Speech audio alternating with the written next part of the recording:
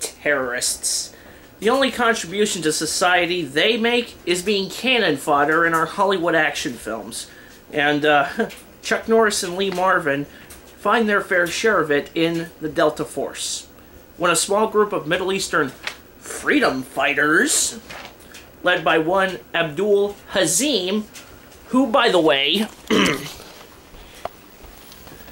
bears a striking resemblance to Saddam Hussein,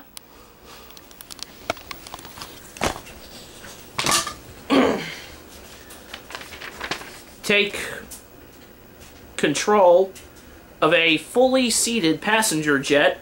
The President calls upon the Delta Force, led by Colonel Nick Alexander, Marvin, and Major Scott McCoy, Norris.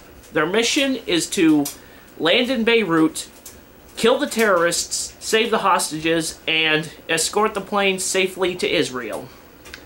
Out of the 8 Chuck Norris films I've seen so far, this is probably my favorite one, next to Code of Silence and Forced Vengeance. It's not hokey like Hellbound or cartoony like the President's Man films. Chuck Norris is actually, acting to a certain degree. And speaking of acting, this film has plenty of it. You know, not just on the part of Lee Marvin, himself already an established Hollywood tough guy and a legend in the film industry.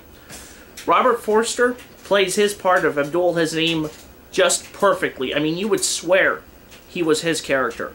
And the same goes for Martin Balsam, George Kennedy, Shelley Winters, and everybody else.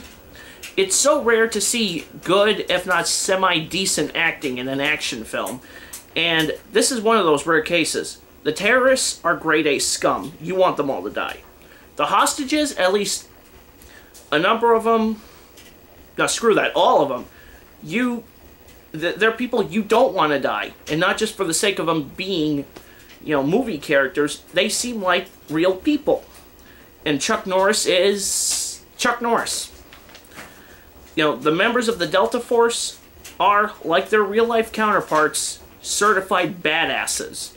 And for the last film he ever made, I think Lee Marvin did a pretty damn good job in this role. Another good thing about this film is the action. Unlike a number of action movies that had come out at the time, this film saves the action for at least the last 50 to 55 minutes. And when it starts, the director of this film really makes it count. It's done in the straight-up Rambo fashion. Spectacular explosions and a good-sized body count. Plus, Chuck Norris doesn't have that many scenes where he's doing his karate. So for a good dramatic action film, check out the Delta Force.